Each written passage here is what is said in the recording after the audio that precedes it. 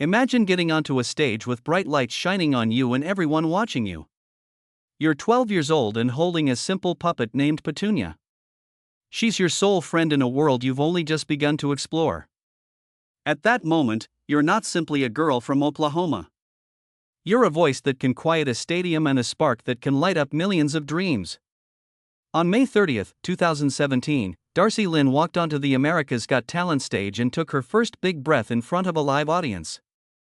This was her life. It felt like sorcery what happened next. With a combination of unbreakable fortitude and strange talent, she turned Summertime from Porgy and Bess into a performance that was so perfect and so moving that the judges sat in stunned silence. And when Melby hit the golden buzzer, sending confetti flying all over her, the world watched in awe as a young girl's life changed in an instant. But being famous isn't always that easy. There is a battle behind the golden confetti and loud ovation that no spotlight can fully show. In just a few hours, Darci Lynne's audition video became the most popular video in AGT history. In only one night, she went from being a small-town teenager to a viral star. People all across the world loved her brilliant grin, perfect timing, and the otherworldly voice control that came from a puppet's lips. But with every new follower and like, fresh burden fell on her shoulders, expectations she could never have seen coming. It seemed like a fairy tale back then. Darci's life changed quickly, with interviews, sold-out gigs, and constant meet and greets. TV appearances on Ellen, concerts with Pentatonix and Terry Fator. Every time she did something, she became more and more loved in America. And then there were the tours. What was supposed to be 5 small stops turned into 52 locations in no time at all, and her calendar was full of shows before she even reached 8th grade. No one in the world could dull her brilliant star. But in the quiet hours, when the crowd's noise receded, the solitude told a different narrative, a story of tiredness, worry, and the heavy burden of expectations that no 12-year-old should ever have to deal with. How do you accomplish your algebra homework while you're always on the go? How do you talk about friendships when your peers think you're a star? Darci went back to Deer Creek Middle School hoping for things to go back to normal, but instead she found something far worse, an unending spotlight that followed her into the cafeteria and locker rooms. Nate, her brother, didn't like the attention. He used to be able to walk through hallways without anyone noticing, but now he had to deal with the echoes of his sister's popularity and answer inquiries about her life instead of living his own. Their parents made a weak deal to keep some of their youth for both kids, tours on weekends and classes throughout the week. But when sound checks took up every weekend and missed assignments broke up every school day, even the best-laid plans started to fall apart. Darci first hid her problems behind Petunia and her other puppet personas, like Oscar the Bashful Mouse and Edna Dornacher with her sassy humor. She was a confident performer on stage, mixing humor and passion with ease. The girl who used to be shy was now dealing with chronic exhaustion and panic episodes when she wasn't on stage. Fans wondered why her interviews were so quiet. They perceived a faded spark in her eyes. What they didn't see was the fear of waking up to a million inquiries, the fear of missing a line, and the nagging feeling that this spectacular ascension was really a fluke. Later, experts said that her voice, which she trained 6 times a week, was strained and her young body needed rest that it didn't get very often. Then there was the tipping point. Her family planned a surprise trip to help her keep her sanity. They cut back on public appearances, said no to interviews, and put Darci in the care of psychiatrists, counselors, and doctors. Her social media fell quiet, and the limelight dimmed as someone hit stop on her busy career. It was a risk to step back since it may have meant people forgetting about you. But it was a vital move to protect the heart behind the fame. By pulling her back, her parents did more than safeguard a genius, they also allowed her room to breathe and flourish. Reinvention came out of that forced stillness, which was unexpected.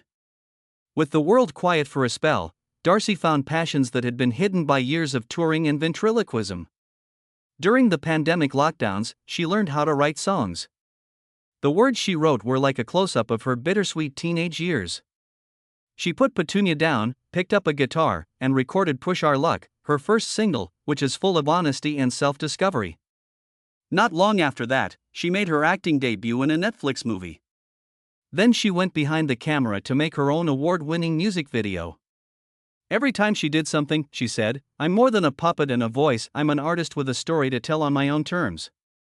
People typically talk about Darci Lynne's journey as a golden buzzer victory, but her real legacy may be how she changed what success meant to her. She broke the myth that celebrity is a continuous high by choosing mental health over endless tours and being real over being typecast. Today, she works for causes that are important to her. She performs at children's hospitals to bring them joy, supports mental health programs that helped her through tough times, and utilizes her fame to remind people that every performance is done by a real person who deserves compassion. So the next time someone calls her the girl with the puppet, think of the child who shocked the world with her voice and the adolescent who shocked the business by changing the rules. Darci Lynne's tale isn't simply one of victory, it's also one of survival, strength, and the bravery to take back a story that almost destroyed her.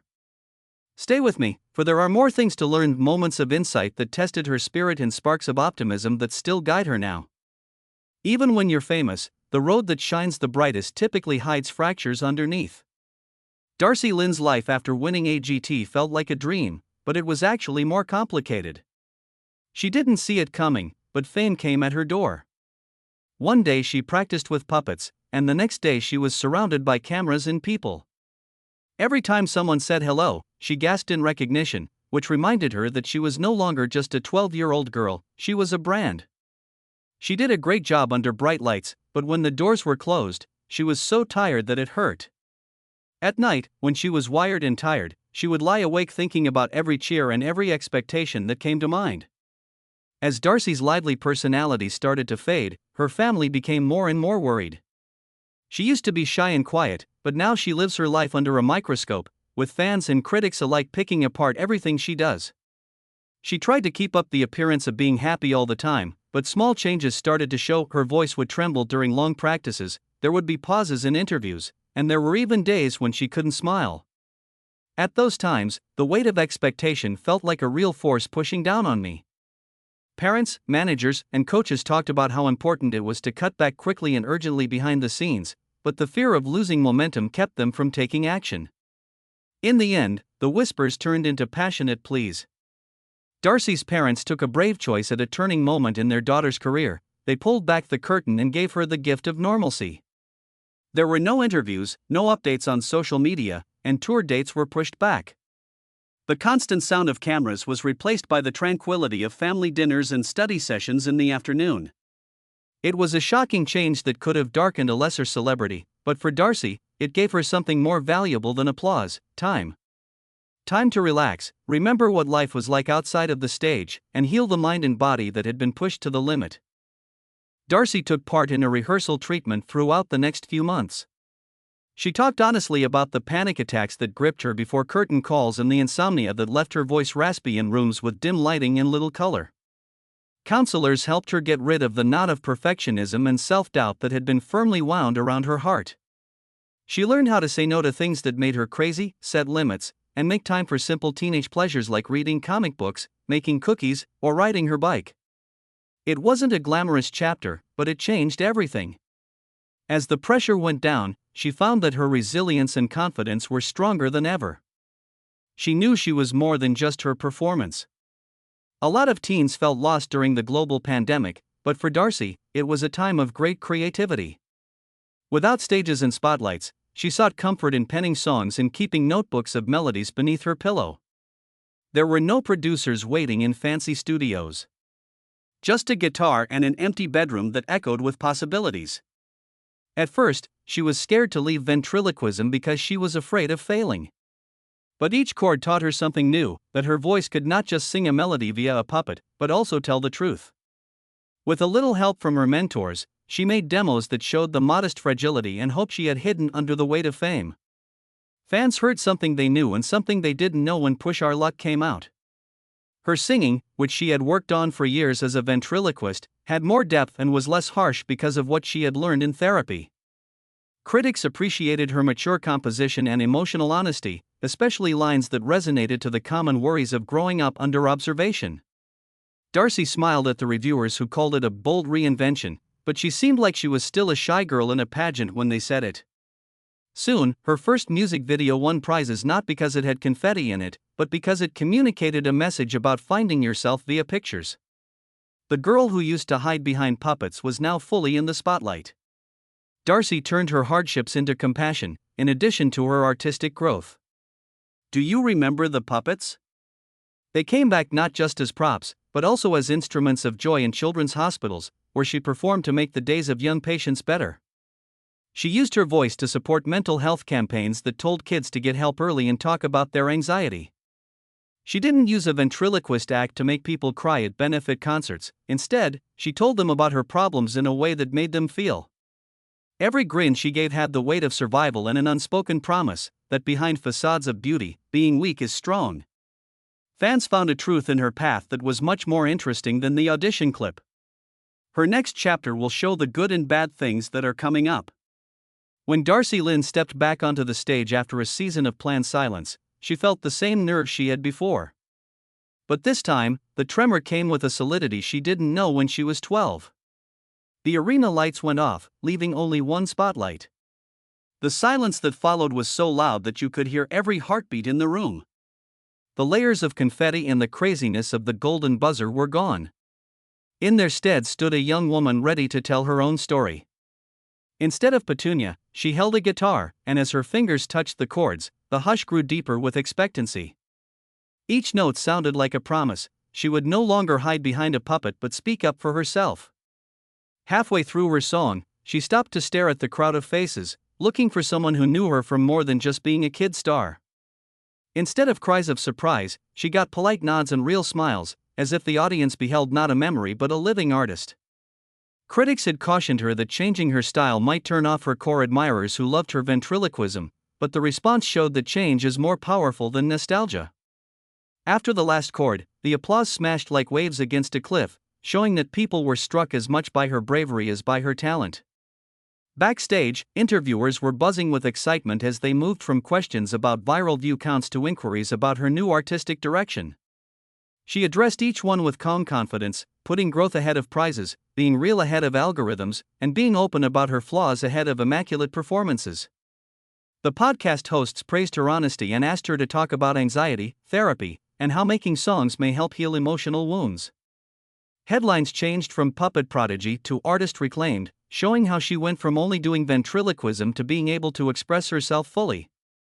Her production team came up with plans for a new tour that would include acoustic storytelling, high-energy songs, and visual vignettes made by her own hand. This time, the plan featured health retreats between venues, breaks on stage for spectators to drink water, and easy access spots for people with sensory issues. Darci insisted on having therapists and dietitians in a support caravan at every stop. This was a new idea that was not often used for young performers. Rehearsals became places where dancers, visual artists, and musicians worked with her to add ventriloquism to subject chapters. Puppets came back as interesting characters in a bigger story, not because they had to, but because they were good at showing metaphor and emotional depth. At the same time, her circle of friends who wrote songs grew to include people she met during the lockdown. Each of them had a different view on love, fear, and hope. She said that creating songs was like looking in a mirror that showed the good and bad parts of a trip that had almost taken over her life. She sang an unpublished ballad during a charity event for kids' cancer wards. The song's lyrics were about being strong, and she offered free seminars following. Both kids and parents said that her words felt like soothing lifelines. This shows that art can cure when medicine can't. When she uploaded honest anecdotes of therapeutic breakthroughs, along with raw studio footage and links to places where people might get competent help, the media took notice. Comments on social media went from fan art of Petunia to students thanking her for starting conversations about mental health in their schools. A local TV broadcast named her an emerging role model because she refused to spread the idea that celebrity makes you happy. Her forthcoming tour poster had a simple design, only a silhouette of her with her guitar. Instead of big branding, it focused on making a personal connection. Fans formed up support groups at each city stop and arranged meetups to talk about how to deal with anxiety and exhaustion, which she was frank about. Darci's producer later said that no one thought there would be such a grassroots movement. This shows that authenticity is still powerful in a world that is made up. Her management team even had to rethink what success meant, and now they keep track of mental health effects as well as ticket sales and streaming data. Even when things were calm, she would still bring Petunia out from backstage to tell a funny story or make an emotional devotion to her first fans. At those times, her art really came to life. The purity of infancy and the wisdom of adulthood worked together without one overpowering the other. Contrast was a part of every step of her trip. For example, her anxieties were shaking, but her confidence was firm, and the puppet's voice was met with her own tale. Going back to public life felt like coming home and leaving at the same time. It was a reminder that growth brings both comfort and hardship. Fans are excited to see how she will continue to connect art and activism, raising the bar for authenticity and setting new standards that will inspire her generation and beyond with a really brave heart and steadfast purpose. Her upcoming chapter promises even more growth, understanding, and creative breakthroughs, showing yet another side of her indomitable energy. Darci Lynne ended up in an unusual place later that year, a recreation hall at a community center full of kids from schools that didn't have enough money. The fluorescent lights buzzed above, and the plastic chairs were set up in a semicircle. The room was filled with a mix of excitement and doubt. "What good is a puppet show going to do for us?" one teen said under their breath. But when Darci brought Petunia to her lips and murmured softly about courage, laughter, and the power of imagination, the talking stopped. Each cleverly picked joke made people raise their hands, not to ask technical questions, but to tell tales of how they overcame their fears, found delight in modest successes, and learned to aspire beyond their circumstances. By mixing humor with compassion, she turned an act into a bridge that made relationships that went deeper than applause. After that, she focused on greater issues, such childhood anxiety and mental health. While visiting hospitals, she traded confetti bursts for calm conversations, like giving a puppet to a child, listening to their fears about treatment schedules, or just giving them a quiet moment of normalcy in the middle of buzzing monitors. No cameras, no stage, just seeing each other in the eye and feeling sorry for each other. During one visit, she sat next to a girl who was getting chemotherapy. The girl whispered, "I wish I could be brave like you." Darci leaned in and whispered back, "Bravery isn't being unafraid, it's doing what you need to do even when you're scared." That simple conversation got more heartfelt thanks than any viral video and planted a seed of strength in both of their hearts. She supported mental health groups offstage, putting her name and picture on projects that brought attention to problems that are frequently buried behind flawless grins. She posted honest footage of her therapy sessions, with soft lighting and honest conversation showing her at her most vulnerable. She would explain, "Anxiety doesn't mean you're weak, it just means you feel things deeply." Thousands of young people who followed her saw their own anxieties in her eyes and felt the same way. People wrote things like, "Thank you for saying what I couldn't, I started therapy because of you, and your story saved me." Each response reflected her view that influence should lead to action, not simply admiration. Darci's team saw the change in how success was judged. Streaming numbers were still important, but so were social impact metrics. These included the number of therapy referrals that came from her shoutouts, messages from parents saying their kids slept better because of her bedtime puppet stories, and letters from teachers thanking her for getting kids to talk about mental health in class. This all-encompassing approach changed the rules for rising stars. Promoters of concerts changed the itinerary to include stops in the town. Along with t-shirts and posters, the merch stalls had brochures with information. Sponsors came up to pay for scholarship programs in Oklahoma, where Shooting Star was born, so that students could pursue performance art without having to worry about money.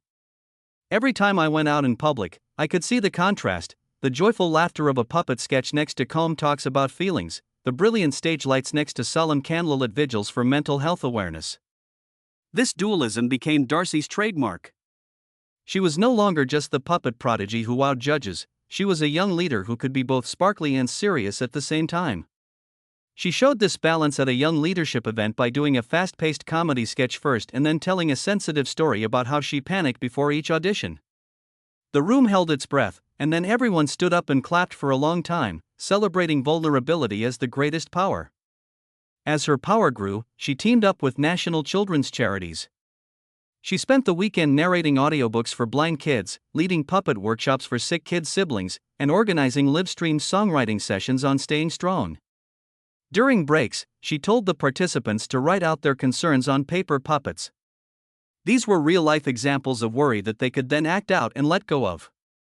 Therapists said that this mix of creative expression and narrative let kids talk about their pain in a fun way.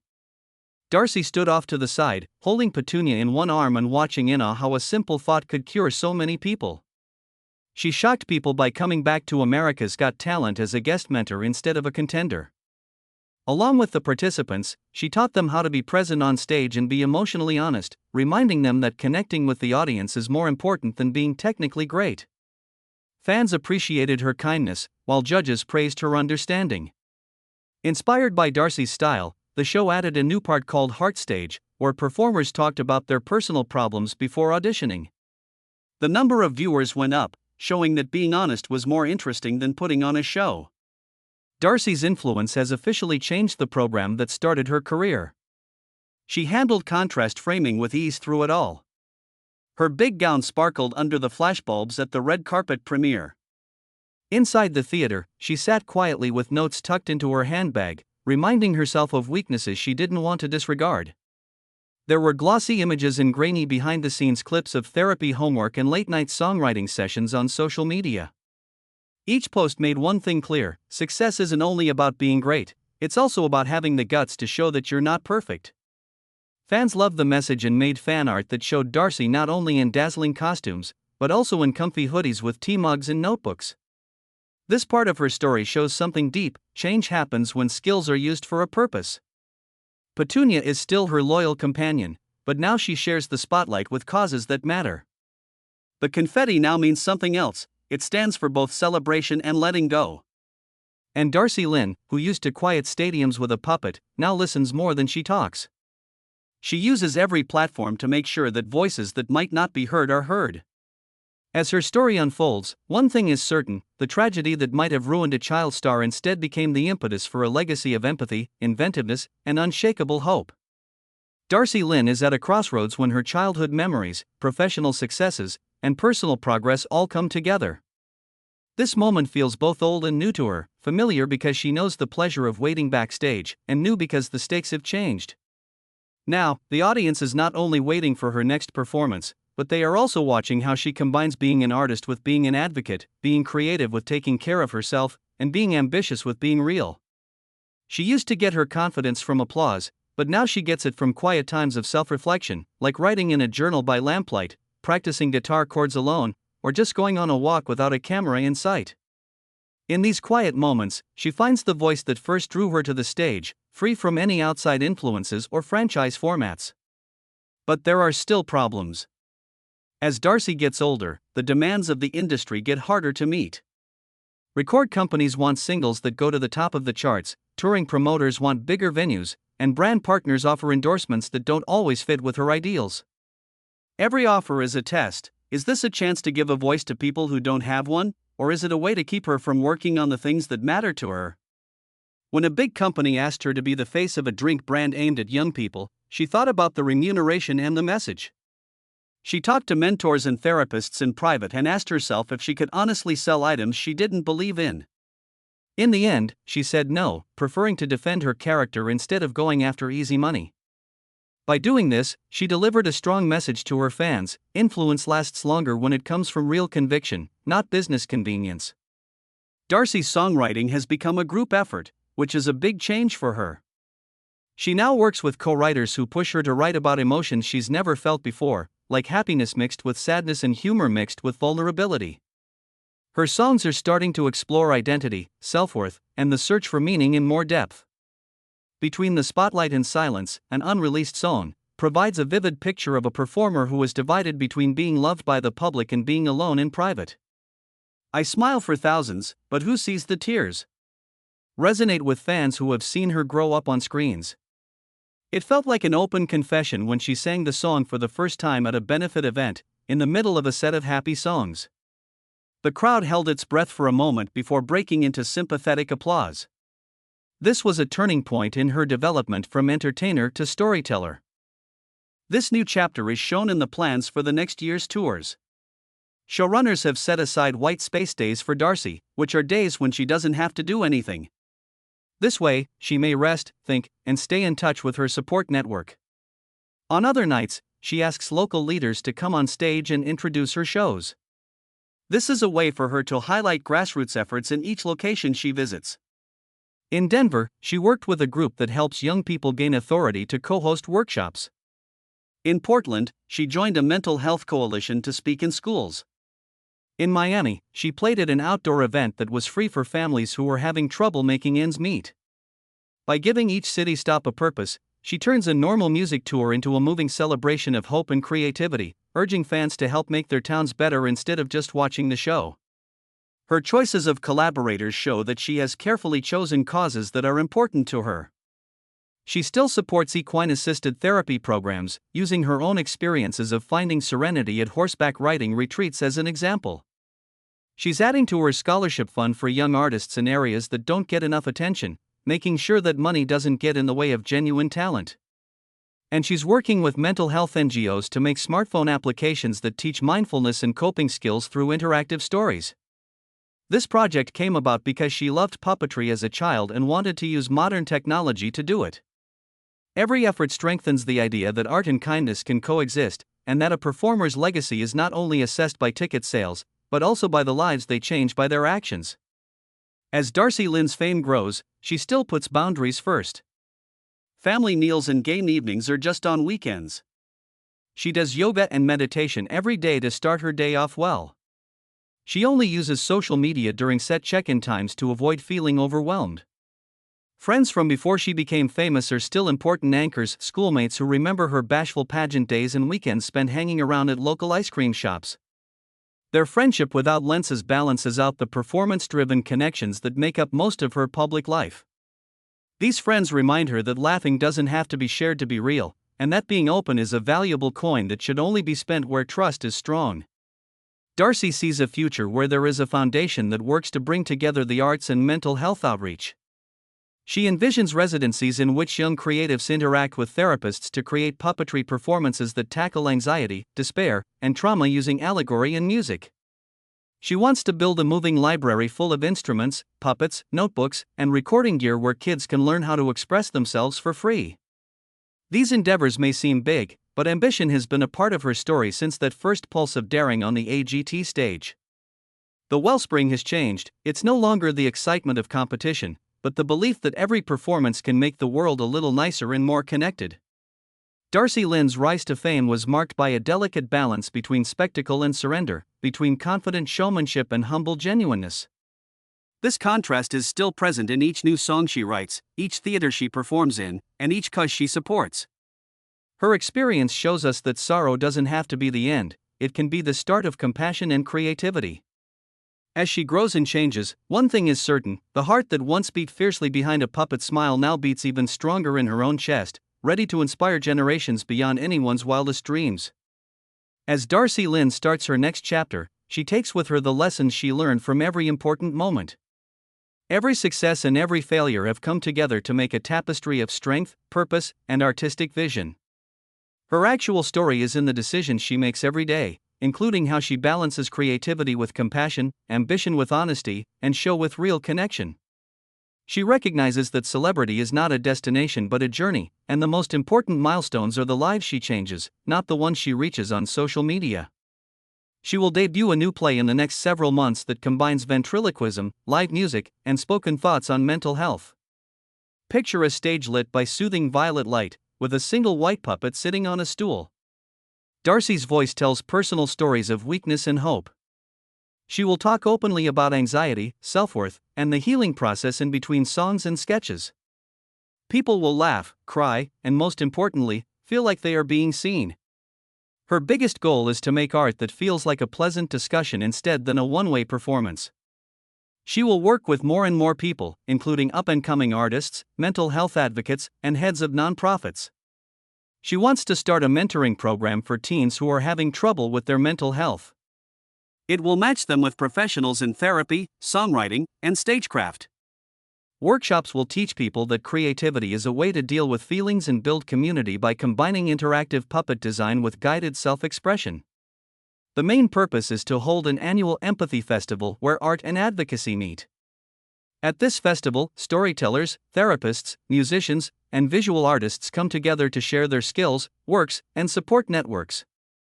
Her online presence will also change to include more serious content, such as live broadcasts from songwriting sessions that include therapy, Q&A episodes that look at the reality of touring and taking care of yourself, and short documentaries that feature young leaders who are using art to get through tough times. In a society full of short clips and shocking headlines, she wants to tell stories that have more substance and depth. She lets viewers into her process by presenting real-life events from behind the scenes, mixing tears, laughter, and real conversation. This demystifies the creative process and shows that art and activism can work together.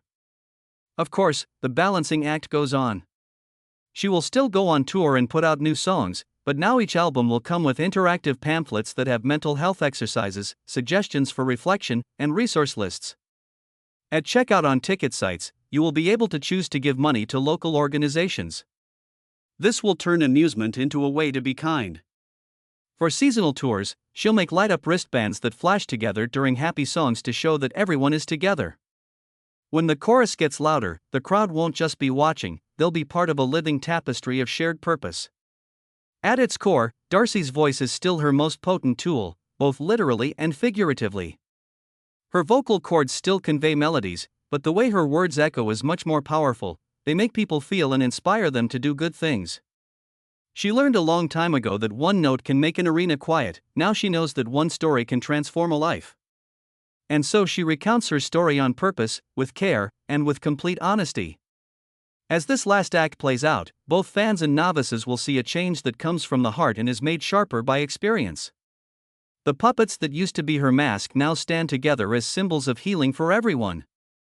Petunia, Oscar, and Edna will go with her on this journey. They won't be childhood memories of a victory, but partners in emotional discovery, leading audiences through both laughter and thought. As the curtain slowly rises on her latest project, it is more than a display, it is an invitation. An invitation to accept flaws, talk honestly about fear, and use creativity to make a difference.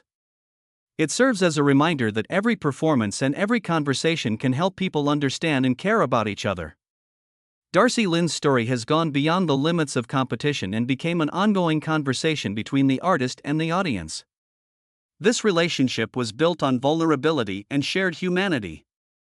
Stay tuned and stay in touch because the narrative isn't over yet. You've seen a prodigy rise, a young star struggle, and a brave woman change her life. Now get ready to see the next step in Darci Lynne's journey, as creativity and empathy come together to make something more than the sum of its parts. This isn't the end, it's the start of something new, and you are encouraged to be a big part of the story that develops. Join her as she writes each new chapter with bravery, honesty, and unending love. The heart of her narrative belongs not just to one stage, but to everyone who was moved by her voice. Be together.